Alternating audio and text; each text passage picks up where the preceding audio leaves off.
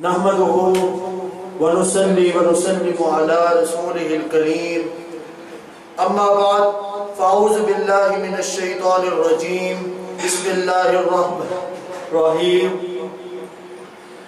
وإن تصبهم حسنة يقول هذه من عند الله وإن تصبهم سيئة يقول هذه من عندك قل كل من عند الله صدق الله مولانا العظيم إن الله وملائكته يصلون على النبي يا أيها الذين آمنوا صلوا عليه وسلموا تسليما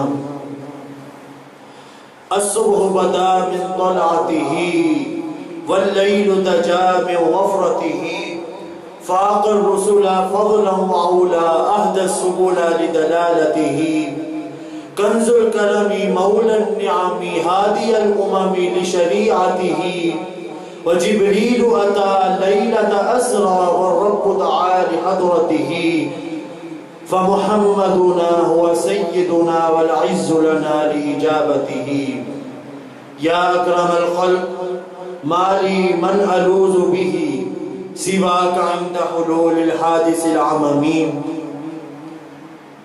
اللہ تعالیٰ کا بے حد و حساب شکر جس نے مجھے ایک مرتبہ پھر یہ توفیق بخشی کہ میں آپ کو حضور علیہ السلام کے فرامین کا بتا سکوں اور آپ کو ان کے متعلق آگاہی دلا سکوں۔ اللہ تعالیٰ نے ارشاد فرمایا وَإِن تُصِبْهُمْ حَسَنَةٌ يَقُولُ هَذِهِ مِنْ عِنْدِ اللَّهِ کہ جب ان کے اوپر کوئی مصیبت آتی تو وہ اس کو اللہ تعالیٰ کی طرف منسوخ کر دیا کرتے تھے، جیسے اللہ تعالیٰ نے قرآن پاک میں ارشاد فرمایا وَإِن تُصِبْهُمْ حَسَنَةٌ يَقُولُ هَذِهِ مِنْ عِنْدِ اللَّهِ کہ جب ان کے اوپر کوئی اچھائی کا دور آتا، رزق کی فراوانی آتی، ان کے حالات بہتر ہوتے تو وہ کہتے ہیں کہ یہ ہماری وجہ سے ہے، یہ ہم نے کیا ہے جو کیا ہے، اس میں نہ حضرت موسیٰ کا کوئی عمل دخل ہے، نہ حضرت عیسیٰ کا کوئی عمل دخل ہے، نہ کسی اللہ کا بھی کوئی عمل دخل نہیں ہے، ہم نے کیا ہے جو بھی کیا ہے۔ لیکن جو ہی ان کے اوپر کوئی تنگی آتی، مصیبت آتی تو فوراً کہتے ہاذہ من عند ربک، یہ میرے رب کی طرف سے ہے، یہ میرے رب نے ہی کیا ہونا ہے جو کچھ بھی کیا ہونا ہے۔ تو حضرت موسیٰ علیہ السلام کی جب یہ قوم کے حالات اللہ تعالیٰ نے آگاہی دی تو حضور علیہ السلام کو قوم کو نصیحت کے لیے حضور علیہ السلام کو اللہ تعالیٰ نے حکم دیا قل محبوب فرما دیجئے ساری جو نیکیاں، سارے جو شر، سارے یہ حالات کی تنگی فراوانی یہ اللہ تعالیٰ کی طرف سے ہوتی ہے۔ قل کل من عند اللہ، سب کچھ اللہ تعالیٰ کی طرف سے ہوتا ہے۔ تو بھی شاعر نے کیا خوب کہا اے خالق کل آپ اپنی حکایت کا گواہ تو، کائنات کے ہر راز کی ساعت کا گواہ تو، بپھرے امباد سے طوفان میں نوح کے لا ریب سفینے کی حفاظت کا گواہ تو، ایک ہجر مسلسل میں وہ 40 برس تک یعقوب کی گریا کی طوالت کا گواہ تو، موسیٰ سے ملاقات میں تیرے طور کے جلوے، ہارون کی مابعد نیابت کا گواہ تو، ہارون کی مابعد نیابت کا گواہ تو، کہتی ہے مطیع بول آیات قرآنی صدیق و محمد کی رفاقت کا گواہ تو۔ تو اللہ تعالیٰ چاہے نیکی آئے، چاہے حالات بہتر ہوں، چاہے کوئی حالات تنگ ہوں، ان سب کا ذمہ دار انسان کے ساتھ ساتھ اللہ تعالیٰ نے خود بھی ہوتے ہیں۔ اللہ تعالیٰ اس قوم کے حالت کو کبھی نہیں بدلتے جو قوم اپنے حالت کو خود نہیں بدلتی۔ آج کل ہم باتیں کرتے ہیں انقلاب آئے گا، انقلاب آئے گا، ارے یارو انقلاب لفظ نکلا ہے قلب سے، اور قلب کا معنی ہوتا ہے دل۔ تب تک کسی قوم کے اندر انقلاب نہیں آ سکتا جب تک وہ اپنے دل کو نہیں بدلے۔ اسی لیے آج کل جیسا کہ آپ کے سامنے ہے عید کی خوشیوں کا دن ہے، اور اس عید کی خوشیوں کے دن میں ہم اللہ تعالیٰ کو بلائے بیٹھے ہیں. ہم اللہ تعالیٰ کے حکام کی فرما برداری نہیں کرتے. ہمیں نہیں کچھ بھی ہوتا کہ اذان آتی ہے ہمیں نماز پڑھنے جانا چاہیے، نہیں، ہم اپنی خوشیاں منا رہے ہوتے ہیں. کیوں؟ عید کا دن ہے.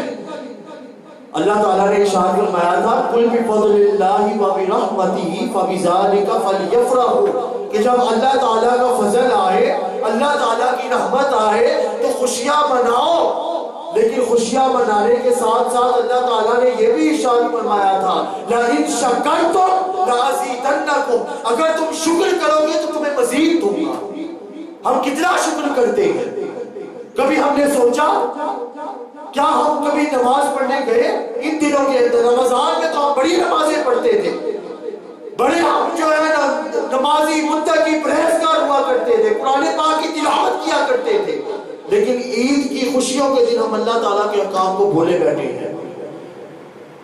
اللہ تعالیٰ حضرت موسیٰ علیہ السلام نے ایک مطلب کوہ طور پہ اللہ تعالیٰ سے ہم کلام ہوئے تو حضرت موسیٰ علیہ السلام نے اللہ تعالیٰ سے سوال کیا کہ اے باری تعالیٰ، میں تیری چھوٹی سے چھوٹی بھی نعمت کا شکر ادا نہیں کر سکتا.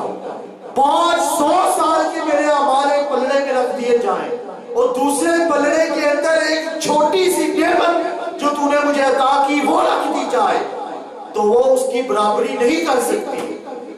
تو ہم تیرا شکر ادا کیسے کریں؟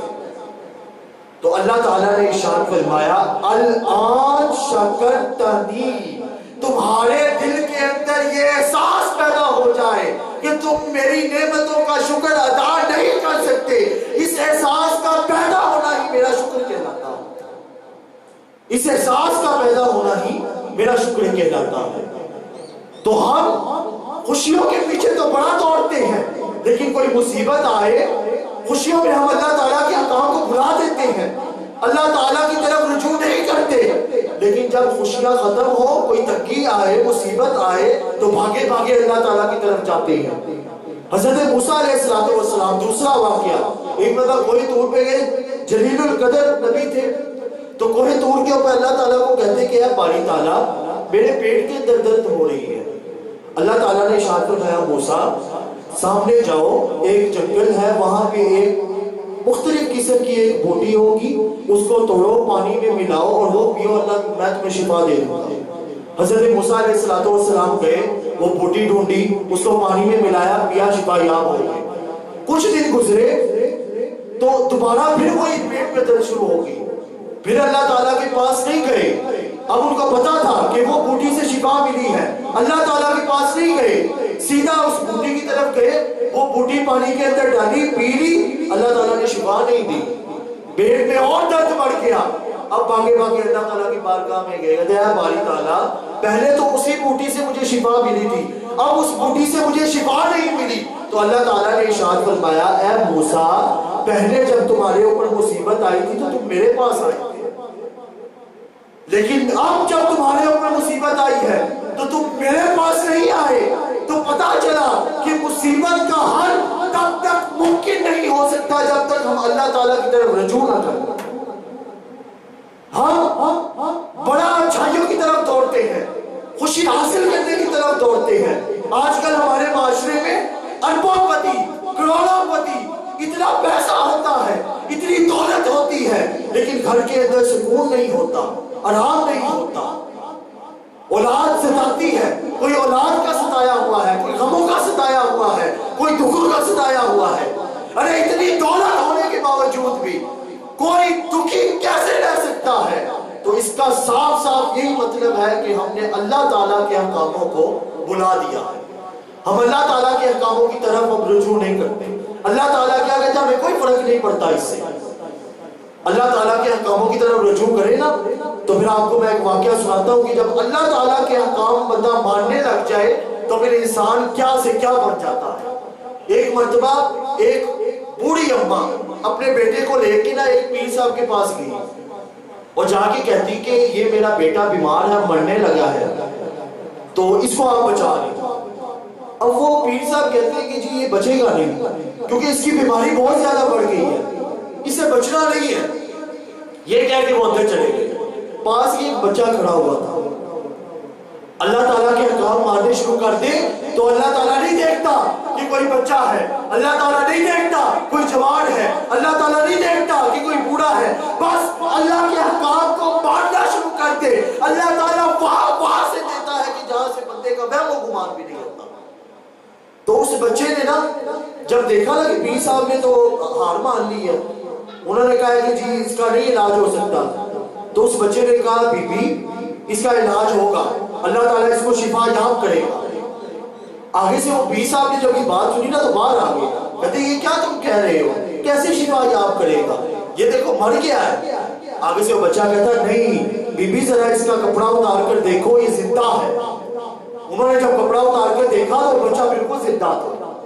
بڑے حیران ہوئے, پتا لگ گیا تھا ان کو کہ احکام الہی ماننے کی وجہ سے اللہ تعالیٰ نے یہ مقام دیا ہے کہ جو بولتے ہیں وہ ہو جاتا ہے. پیچھے دوڑے کہ تم ابھی بچپن میں ہی لوگوں کو جو ہے وہ امیدیں دلانی شروع کر دی ہے, لوگوں کو جو ہے تم نے بتانا شروع کر دیا کہ میں یہ کر سکتا ہوں. پیچھے دوڑے, وہ بھاگتا بھاگتا بچہ قبرستان کی طرف چلا گیا. قبرستان پہنچے تو اس بچے نے ویسے ہی نادانی کے اندر بچہ جو تھا اس نے ویسے ہی کہہ دیا, اس نے کہا لوگوں مجھے بچاؤ یہ مجھے پکڑنے آ رہے ہیں. بس یہ کہنا تھا 300 بندہ جو قبروں کے اندر بڑا بڑا تھا وہ زندہ ہو گیا, اس کی ارد گرد آ گیا. جب پیر صاحب نے یہ دیکھا کہ 300 بندہ قبرستان کے اندر بڑا پڑا تھا اور اس کی جو ہے سائڈ لے رہا ہے, بچے کے کہنے کے اوپر سارے زندہ ہو گئے ہیں, تو پیر صاحب مان گئے کہ یہ کوئی عام بچہ نہیں, کوئی ولی اللہ ہے. اور اب اگر میں آپ کو ان کا نام بتا دوں تو آپ جھوم جائیں گے کہ وہ اور کوئی نہیں سیدنا عبد القادر جیلانی رحمت اللہ تعالیٰ نے.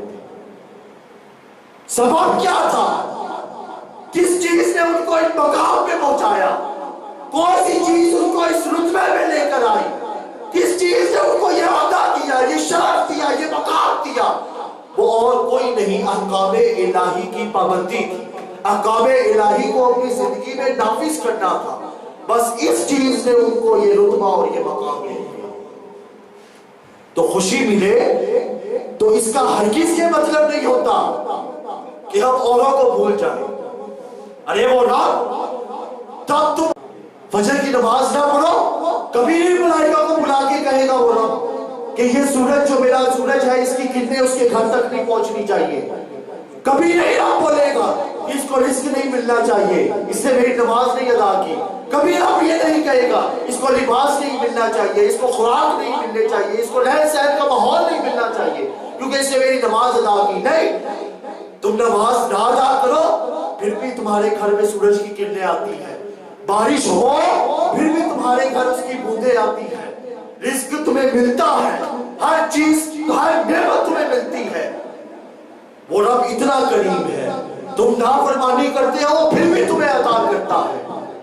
حضرت ابراہیم علیہ السلام ان کو نا مہمان نوازی کا بڑا شوق ہوتا تھا. مہمان اللہ کی رحمت ہوتے ہیں. حضور علیہ السلام نے ارشاد فرمایا تھا, صحیح بخاری اور صحیح مسلم کی متفق علیہ حدیث, 3 چیزیں اللہ کی رحمت ہوتی ہیں لیکن انسان ان کو پسند نہیں کرتا, انسان اس سے دور بھاگتا ہے, اس کے بارے میں الٹی سیدھی دعائیں کرے گا, یہ ایسے ہو جائے, یہ ایسے ہو جائے, یہ ایسے ہو جائے, یہ ایسے ہو جائے, بڑی باتیں کرے گا اس کے بارے میں. 3 چیزیں لیکن وہ ہوتی ہے اللہ کی رحمت ہے.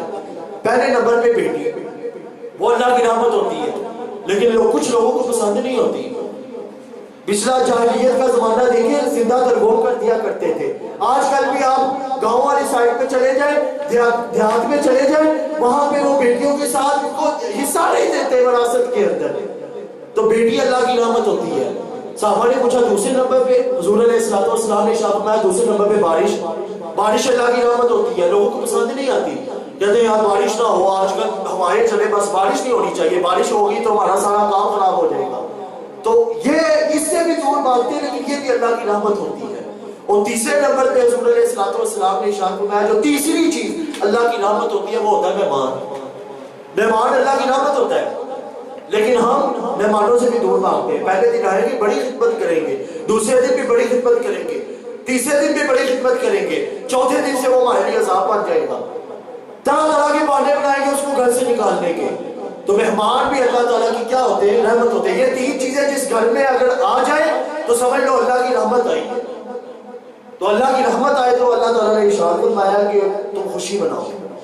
تو یہ تین چیزیں اللہ کی رحمت ہوتی ہے، لیکن انسان کبھی ان کو قبول نہیں کرتا.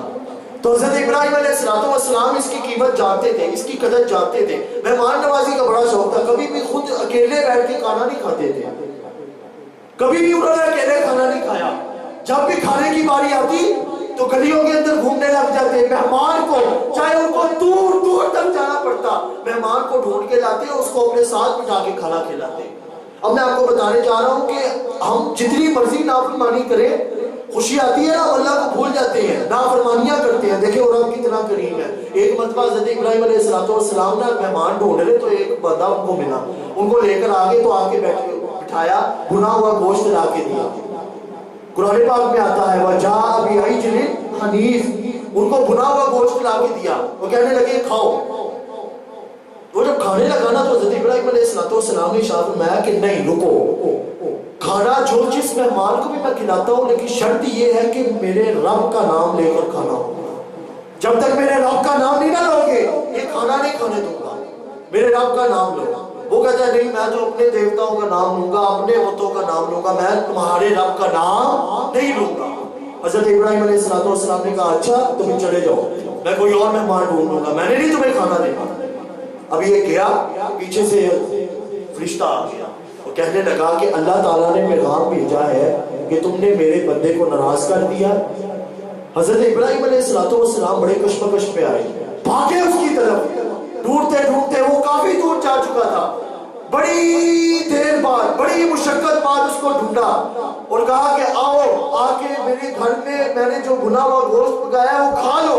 اس نے کہا میری ابھی بھی وہی شرط ہے کہ میں اپنے دیوتاؤں کا نام لوں گا، تمہارے رب کا نام نہیں لوں گا.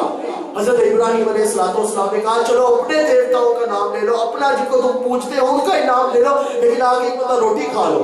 وہ بڑا مہمان جو ہے نا تعجب میں آ گیا، کہنے لگا پہلے تو تم کہہ رہے تھے کہ میرے رب کا نام نہیں لو گے تو میں روٹی نہیں کھانے دوں گا، اب یہ تبدیلی کیسے، یہ فطرت کیسے بدلی، یہ نیچر کیسے بدلی؟ حضرت ابراہیم علیہ السلام نے ارشاد فرمایا کہ رب ذوالجلال کا پیغام آیا ہے کہ میرا وہ بندہ اس نے میری اتنے ہزار سال نافرمانی کی، میں پھر بھی اس کو رزق دیتا رہا، اور تو نے بس وہ نام نہیں لے رہا تھا تو تم نے اس کو رزق ہی نہیں دیا. جب اس بندے نے یہ سنا نا کہ رب اتنا کریم ہے، میں اتنی نافرمانیاں کرتا ہوں اور وہ مجھے پھر بھی اتنا نوازتا رہا، اتنا رزق دیتا رہا، یہ سن کر وہ جو ہے ایمان لے آیا. تو اللہ تعالیٰ کے احکام کو اپنی زندگی کے اندر عمل پیرا کرنا، ان کے احکام کو نافذ کرنا، فالو کرنا، تو اللہ تعالیٰ پھر وہ مقام دیتا ہے کہ وہ مقام تک پھر کوئی پہنچ بھی نہیں سکتا. ایک مرتبہ نا قطب الدین بختیار کاکی رحمت اللہ تعالی علیہ، ان کی خدمت میں نا ان کے مرید آئے اور آ کے کہنے لگے کہ ہمیں کچھ نصیحت کریں. انہوں نے کہا میں نہیں کر سکتا. انہوں نے کہا کیوں نصیحت کیوں نہیں کر سکتے؟ انہوں نے کہا جی آیت نہیں آپ نے پڑھی؟ اور کون سی آیت؟ انہوں نے کہا اطیعوا اللہ و اطیعوا الرسول. کہتے جی پڑھی ہے. کہتے اس کا ترجمہ کیا ہے؟ انہوں نے کہا اطیعوا اللہ و اطیعوا الرسول، اللہ کی اطاعت کرو اور کے رسول کی اطاعت کرو. انہوں نے کہا جی اللہ کی اطاعت میں ابھی صحیح طرح نہیں کر سکا اور اطاعت رسول کرتے ہوئے مجھے شرمندگی محسوس ہوتی ہے. جس دن حالانکہ ان کا بہت مقام تھا، بہت کرامات تھی، لیکن کہتے جس دن میں اطاعت اللہ اور اطاعت الرسول کرنے میں کامیاب ہو جاؤں گا اس دن میں تمہیں نصیحت کروں گا. تو مریدوں نے کہا حضور آپ پھر بھی کوئی نصیحت، کوئی ایک تو نصیحت کرتے ہیں. جو بندے ہوتے ہیں نا جو جانتے ہیں کہ یہ اللہ کا بندہ ہے، مقرب بندہ ہے، پھر وہ اس کی طاق میں رہتے ہیں، اس کو کھوتے نہیں. تو انہوں نے کہا آپ کو ایک تو نصیحت کر دیں. انہوں نے کہا اچھا سنو، عید کا موقع آئے نا تو سب سے زیادہ، اپنے سے بھی زیادہ دوسروں کی پرواہ کیا کرو. انہوں نے کہا اچھا دوسروں کی پرواہ کیا کریں، سمجھ نہیں آئی. انہوں نے کہا میں اور آسان کر کے سمجھا دیتا ہوں. انہوں نے کہا دوسروں کی پرواہ اس طرح کرو کہ خود ٹھنڈا کھاؤ دوسروں کو گرم دو. انہوں نے کہا ہمیں سمجھ نہیں آئی. انہوں نے کہا آپ ہمارے گھر تشریف رکھیے. وہ کہا چلے ٹھیک ہے جی ہم آپ کے گھر میں رہ لیتے ہیں. اچھا جی اب امتحان لینے کے لیے نا انہوں نے کیا کیا جی، کھانا بھی جو آیا ٹھنڈا کھانا، وہ ٹھنڈا کھانا گیا نا تو ان کے پاس آیا تو وہ کھانے لگے تو وہ ٹھنڈا کھانا تھا، انہوں نے نہیں کھایا. تو تھوڑی دیر بعد نا انہوں نے ایک اور کھانے کا ٹرے بھجوایا، وہ جو ٹرے تھا نا وہ گرم کھانے کا تھا، صحیح بالکل فریش تازہ کھانا تھا۔ اب وہ کھانا کھانے لگے نا، اب 2 ٹرے سامنے پڑے ہیں، ٹھنڈا بھی اور گرم بھی۔ سامنے سے ایک فقیر گزرا، آواز آئی کہ اللہ کے نام پہ کچھ دے دو، میں 2 دن سے بھوکا ہوں، اللہ کے نام پہ کچھ دے دو۔ تو انہوں نے کیا کیا کہ ٹھنڈے والا جو کھانا تھا نا وہ اٹھا کے اس کو دے دیا، گرم والا کھانا خود کھا گئے۔ تو جب دیکھا نا حضور نے، وہ جو پیر صاحب تھے قطب الدین بختیار، انہوں نے جب دیکھا کہ انہوں نے یہ عمل کیا ہے تو بلا لیا، کہا میں نے تمہیں نصیحت کی تھی کہ خود ٹھنڈا کھاؤ دوسروں کو گرم دو۔ انہوں نے کہا ابھی بھی مجھے سمجھ نہیں آئی۔ تو انہوں نے کہا اگر تم ٹھنڈا کھانا خود کھاتے، گرم کھانا ان کو دیتے جو فقیر باہر آیا تھا، تب تم میری نصیحت پر عمل کرتے۔ نصیحت میری یہ تھی کہ اپنے سے بھی زیادہ دوسروں کے بارے میں خیال کیا کرو، جو چیز اپنے لیے پسند کرو وہ دوسروں کے لیے کرو۔ اس لیے حضور علیہ السلام نے ارشاد فرمایا تھا کہ وہ مومن ہی نہیں جو اپنے لیے وہی چیز تو دوسروں کے لیے وہی چیز پسند نہ کرے جو اپنے لیے کرتا ہے۔ تو دوسروں کے بارے میں سوچنا، دوسروں کے بارے میں فکر کرنا، یہ اللہ تعالیٰ کی سب سے بڑی اطاعت و فرما برداری ہے۔ حضرت سلیمان علیہ السلام، آپ جانتے ہیں کہ ان کی ہر چیز کے اوپر حکومت تھی، ہواؤں پر ان کی حکومت، جنات پر ان کی حکومت، بادشاہوں پر ان کی حکومت، بڑے سے بڑے بادشاہ بھی ان کے آگے سر جھکاتے تھے۔ جنات، حیوانات، نباتات، جمادات، جو حالانکہ ذرہ ان کے اوپر ان کی حکومت تھی۔ ہم آج کل جہاز کے اندر زیادہ سے زیادہ کتنی کرسیاں آ جائیں گی، وہ 1,00,000 کرسیوں کے اوپر بندوں کو بٹھا کے ہوا کا آرڈر دیتے، وہ ایک جگہ سے دوسری جگہ پہنچا دیتے۔ ایسی حکومت۔ ایک مرتبہ نا انہوں نے سوچا کہ میں نا اللہ تعالیٰ کی بجائے نا، اللہ تعالیٰ کا رزق مجھے دیا ہوا ہے، اللہ تعالیٰ اپنے بندوں کو ویسے ہی نوازتا رہتا ہے اور رزق دیتا رہتا ہے، اور جتنے بھی اللہ تعالیٰ کی مخلوقات ہیں ان کو رزق تو دیتا رہتا ہے، کیوں نہ میں بھی ذرا دے کے دیکھوں، میں بھی ذرا دیکھوں کہ میں رزق دوں کتنی خوشی ہوتی ہے۔ انہوں نے نا جناب جی جنات کو حکم دیا کہ دینا صرف میں نے رزق کن کو ہے، سمندر کے جو جتنی بھی مخلوقات سمندر کے اندر رہتی ہے نا ان کو میں نے رزق دینا ہے۔ جنات کو آرڈر دیا جی کھانا پکانا شروع کر دو، کھانا پکنا شروع کر دیا۔ اب آپ سوچئے کہ پکانے والے جنات ہوں اور 6 مہینے لگاتار کھانا پکاتے رہے، کتنا کھانا پکا ہوگا۔ یہ انسان نہیں پکا رہے، جنات پکا رہے ہیں، جو ایک مرتبہ آرڈر کرے تو چیز ان کے سامنے آ جاتی ہے۔ 6 مہینے لگاتار لگے رہے، کھانا پکاتے رہے۔ جب کھانا پک گیا نا 6 مہینے، تو آسمان کے اندر ہاتھ اٹھائے اور اللہ تعالیٰ کو مخاطب ہو کے بولے کہ اے باری تعالیٰ، اس سمندر میں اب یکدم سے تو نہیں نا کھانا دے سکتا سمندر کی مخلوقات کو، اس سمندر میں سے اپنی ایک چھوٹی سی مخلوق بھیج۔ کتنی سی؟ چھوٹی سی مخلوق، تو میں ان کو کھانا تو باقی جو بچے گا باقی کو دے دوں گا۔ تو ابھی یہ بات کرنی تھی نا کہ ایک مچھلی آئی، بات ہوئی تھی چھوٹی سی مخلوق کی، لیکن اتنی بڑی مچھلی آئی کہ جس کو سنبھالنا بھی مشکل نہیں تھا، جس کو سنبھالنا ان کو سمجھ میں نہیں آ رہی تھی کہ یہ کہاں سے آ گئی، سمندر میں یہ پوری کہاں سے آ جاتی ہے، اتنی بڑی اور لمبی مچھلی۔ اللہ کے نزدیک چھوٹی سی مخلوق ہے، آئی آگے سارا 6 مہینے کا کھانا کھا کے چلی گئی۔ حضرت سلیمان علیہ السلام نے جب دیکھا نا کہ کھانا کھا لیا، اچھا کھانا کھا کے نا تو اس نے آسمان کی طرف کچھ دیکھ کے نا تو کچھ منہ کے اندر نا ہلایا، اپنے لب ہلائے، چلی گئی واپس سمندر کے اندر۔ حضرت سلیمان علیہ السلام نے پوچھا اے باری تعالیٰ، سارا کھانا تو کھا گئی لیکن مجھے ایک بات سمجھ نہیں آئی کہ یہ کیا کی کیا کہی ہے۔ تو سنیے رب ذوالجلال کا جواب۔ اللہ تعالیٰ نے ارشاد فرمایا سلیمان یہ کہہ کے گئی ہے کہ یہ جو سارا تم نے 6 مہینے کا کھانا بنوایا تھا نا، یہ میرا ایک لقمہ ہے، اللہ تعالیٰ مجھے اس طرح کے 4 لقمے دیتا ہے، اللہ تعالیٰ مجھے اس طرح کے 4 لقمے دیتا ہے، اور یہ صرف ایک لقمہ تھا۔ حضرت سلیمان علیہ السلام پہچان گئے کہ مخلوق خدا کی خدمت جتنی بھی کریں کم ہے، ہم مخلوق خدا کی خدمت کر ہی نہیں سکتے، مخلوق خدا کی خدمت کا حق ادا کر ہی نہیں سکتے۔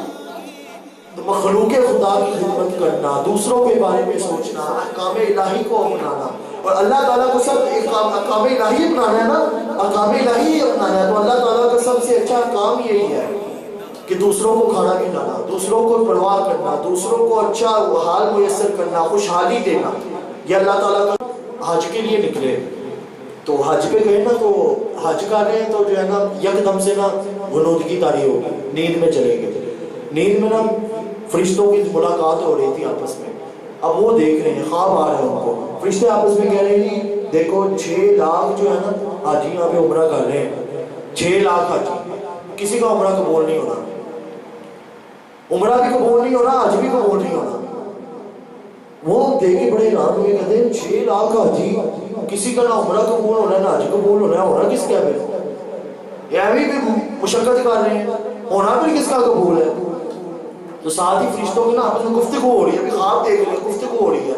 گفتگو ہوتے ہوتے انہوں نے فرشتوں نے آپس میں گفتگو کی کہ ایک بندہ ایسا ہے جس نے نہ حج کیا نہ عمرہ کیا ہے، آیا بھی نہیں لیکن اس کا حج بھی قبول ہو گیا، اس کا عمرہ بھی قبول ہو گیا. وہ بڑے حیران ہوئے. اب وہ نہ گئے آ کے کہ میں وہ بندہ تو ڈھونڈوں کہ وہ بندہ کون سا تھا. حضور علیہ السلام کی بارگاہ میں پہنچے. حضور علیہ السلام کو یہ سارا واقعہ سنایا کہ مجھے یہ خواب آیا ہے. دریافت کیا کہ وہ بندہ فلانی جگہ پہ رہتا ہے. وہاں پہ گئے نا تو وہ بندہ جو ہے نا چھوٹا سا گھر کچا سا، وہ اندر بندہ تھا. وہ گئے، انہوں نے دروازہ کھٹکایا تو اندر سے وہ بندہ نکلا. تو انہوں نے نا مہمان کے طور پہ کہ میں آپ کے گھر میں 2-3 دن کے لیے رکنے آیا ہوں. رکے نا تو عمل سارا دیکھتے رہے کہ یہ عمل کیا کرتے ہیں. مجھے حج پہ بھی نہیں آئے، عمرہ بھی نہیں کیا، پھر بھی جو ہے عمرہ بھی قبول ہو گیا، حج بھی قبول ہو گیا. عمل دیکھتے رہنا تو دیکھتے نا تو اچانک سے نا ان کو کوئی اس طرح کا عمل نظر نہیں آیا. تو ان سے پوچھ لیا کہ آپ نے ایسا کیا عمل کیا ہے. سارا ماجرا بیان کیا کہ مجھے خواب آیا اور اس کے اندر یہ ساری باتیں ہیں. تو آپ نے آخر ایسا عمل کیا کیا ہے جس کی وجہ سے آپ کو یہ اللہ تعالیٰ نے مقام دے دیا ہے. تو انہوں نے آگے سے ان کو جواب دیا کہ عمل میں نے صرف اتنا کیا تھا کہ میں نا عید کا دن تھا اور میں گھر کے اندر نا اپنے پیسے جمع کرنا تھا کہ میں جو حج کروں، اللہ تعالیٰ کے بیت اللہ کی زیارت کے لیے جاؤں، حج کروں، حج کا شرف مجھے نصیب ہو. اور پیسے جمع بھی ہو گئے تھے، بالکل پیسے جمع ہو گئے تھے، تیاریاں سب ہو گئی تھی. لیکن اچانک نا ایک ہانڈی ابلنے کی آواز آ رہی تھی. تو میری بیوی نے مجھے کہا کہ جی شوربہ، ان سے جا کے میرا دل کر رہا ہے کہ میں نا شوربہ پیوں، مریض ہوں تو مجھے جو ہے نا تھوڑا اچھا لگے گا، تو آپ جا کے ان سے شوربہ لے آئیں. وہ گئے نا تو جا کے کہا کہ جی میری بیوی کو شوربہ چاہیے، وہ بیمار ہے تو وہ چاہتی ہے کہ شوربہ چاہیے تاکہ میں جو صحت یابی ہو جائے. تو انہوں نے کہا جی کہ یہ ہمارے لیے تو حلال ہے لیکن آپ کے لیے حلال نہیں ہے. وہ بڑے جو ہے تعجب میں آ گئے، کہتے ہیں یہ ہمارے لیے حلال، آپ کے لیے تو چلو یہ حلال ہو گیا، ہمارے لیے حلال کیوں نہیں؟ کہتے جی ہمارے گھر کے حالات اتنے بدتر ہو گئے تھے، اتنے بدتر ہو گئے تھے، اتنے بدتر ہو گئے تھے کہ ہمیں کھانے کو اور کچھ مل نہیں رہا تھا. سڑے ہوئے گدھے کی لاش کے اوپر کچھ گوشت بچا ہوا تھا، اس گوشت کو ہم نے اتار کے تو وہ ہم پکا رہے ہیں. تو یہ ہمارے لیے تو حلال ہے کیونکہ ہمارے حالات ہی ایسے ہو گئے ہیں کہ ہمیں گدھا کھانے پر ہمیں مجبور کر دیا ہے. لیکن آپ کے حالات تو ٹھیک ہے، تو آپ کے لیے یہ حلال نہیں ہے، آپ کے لیے یہ حرام ہے. اب ان کی روح کانپ گئی کہ میرے محلے کے اندر رہتے ہیں اور مجھے ہی نہیں پتا. بھاگے گھر کی طرف، جتنے بھی پیسے جمع کیے ہوئے تھے نکالے، جا کے سودا خریدا اور لا کے ان کو دیا اور کھانا پکوایا، اچھا کھانا ان کو کھلایا. جب سب کچھ کھا کے انہوں نے آرام سے ان کو دعائیں دے کے سو گئے تو تب جا کے جو ہے انہوں نے دعا کی کہ اے باری تعالیٰ کہ پہلے تو چلو اپنے جو پڑوسیوں کے حقوق ہیں وہ تو ادا کر دیے، تو کاش میں بھی اللہ تعالیٰ کے بیت اللہ کی زیارت کرتا، میں بھی تیرے حج کرتا. لیکن تو بڑا رحیم ہے، بڑا کریم ہے، اگر تو چاہے تو تیرے خزانے میں کمی نہیں، تو مجھے بلا لے. تو بس یہ عمل میرا ہوا تھا. تو اس عمل کی وجہ سے اللہ تعالیٰ نے مجھے یہ مقام دیا ہے کہ میں نہ حج کرنے گیا ہوں نہ عمرہ کرنے گیا ہوں، تو میرا حج بھی قبول ہے اور عمرہ بھی قبول ہے. اور اگلی جو بات ہے وہ اس سے بھی زیادہ آپ کو جو ہے جوش دلائے گی کہ اس بندے کی وجہ سے 6 لاکھ بندہ جن کا نہ عمرہ قبول ہو رہا تھا نہ حج قبول ہو رہا تھا، صرف اس بندے کی وجہ سے اللہ تعالیٰ نے ان 6 لاکھ بندوں کا عمرہ بھی قبول کر لیا اور ان کا حج بھی قبول کر لیا. تو حضور علیہ السلام کے امتی کی یہ شان ہو تو جس کی وجہ سے ملی ہے تو پھر میں کیوں نہ کہوں اعلیٰ حضرت نے کیا خوبصورت ارشاد فرمایا تھا، فضل رب العلا اور کیا چاہیے، مل گئے مصطفیٰ اور کیا چاہیے، دامن مصطفیٰ جن کے ہاتھوں میں ہے ان کو روضے